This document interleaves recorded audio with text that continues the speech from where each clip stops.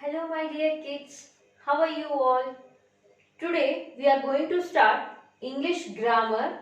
So the topic is sentences. Today in this session we will learn what is a sentence, what are the parts of the sentence and what are the kinds of the sentence. So without wasting any time, let's get started. What is a sentence? A group of words that makes complete sense is a sentence. A group of words that makes complete sense is a sentence. First one, left the field. It does not make any sense, so it is not a sentence. Second, the mouse is eating cheese. It makes a sense and it is a complete sentence.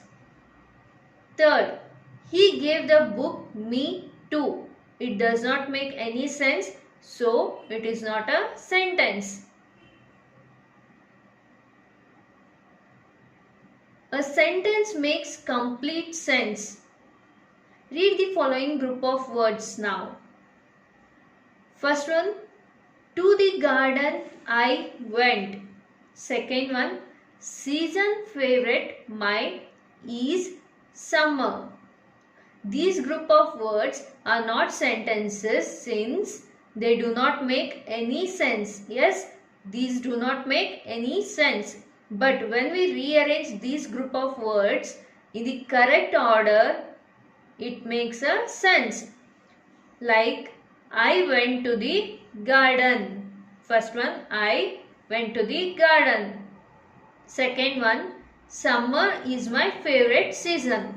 These are the sentences and it makes a complete sense. A sentence begins with a capital letter.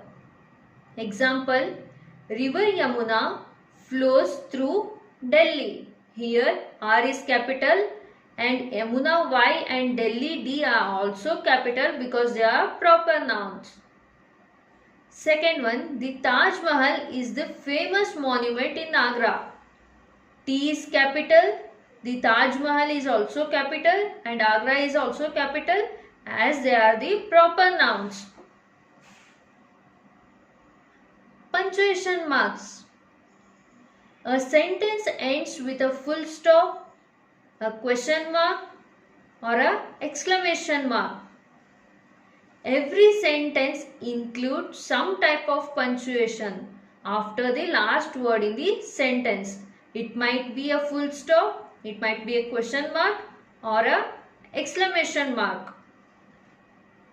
Every punctuation mark at the end of the sentence allows us to know when to pause and how to read the sentence with the right feeling. Now read the following sentences. Find out how is each different from others. Here are some examples, children. First one, we go to the beach every summer. Here W is capital and it ends with a full stop. Yes. The second one, make a large sand castle. Starting with capital letter and ending with full stop. Third one, do you enjoy swimming? Starting with capital letter and ending with question mark. So it is different from the first two. It starts with a capital letter and ends with a question mark. Fourth one, wow, what a lovely weather. It starts with a capital letter and ends with a exclamation mark. So it is different from the above three examples. A sentence can either end with full stop, question mark or an exclamation mark. Subjects and predicates. A sentence is divided into two parts. First one subject and the second one is predicate. So what is a subject? The part of a sentence that tells us what or whom the sentence is about is called the subject. I repeat, the part of the sentence that tells us what or whom the sentence is about is called the subject and the part of the sentence that tells something about the subject is called the predicate. The part of the sentence that tells something about the subject is called the predicate. A sentence is divided into two parts, subject and predicate. The part of a sentence that tells us what or whom the sentence is about is called the subject.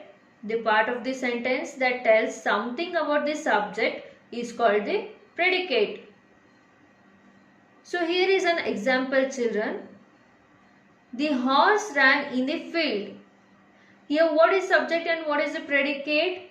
The horse is the subject, ran in the field is a predicate. As I told you, who or what the sentence is about is a subject. What the subject do or an action is a predicate.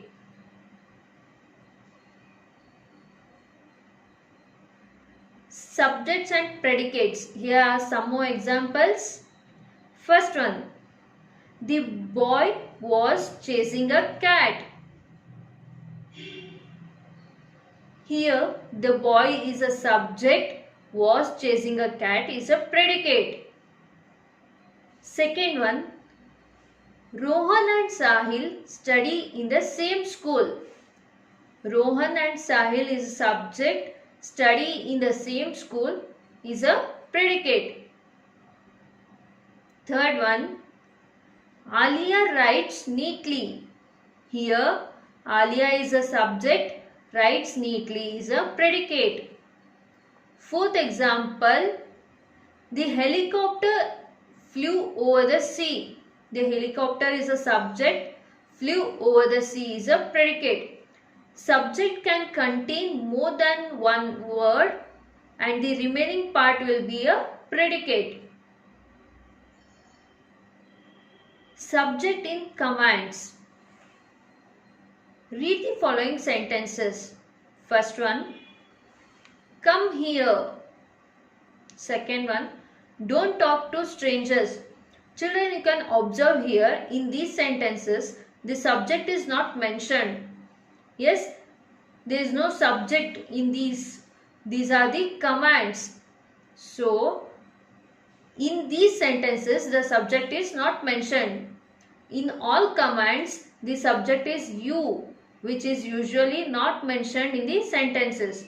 We must note this point. In all the commands, the subject is you, which is usually not mentioned in the sentences. So the sentence is come here. It's a command and it does not contain a subject. And also the second example, don't talk to strangers. It does not contain subject.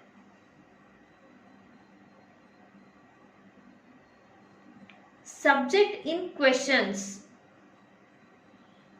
The subject usually comes before the predicate. Yes, as I told you before, the subject usually comes before the predicate. But in questions, subject comes after the predicate. How? Let us see some examples. In the first example, where is mother? Here, where is a predicate, whereas mother is a subject. Yes, here you can see subject comes after the predicate. In the second example, how was the cake? How was is a predicate. The cake is a subject. Here also the subject comes after the predicate. The third example, who are you? Who are is a predicate. You is a subject. So what we learned? In the questions, subject comes after the predicates. Thank you.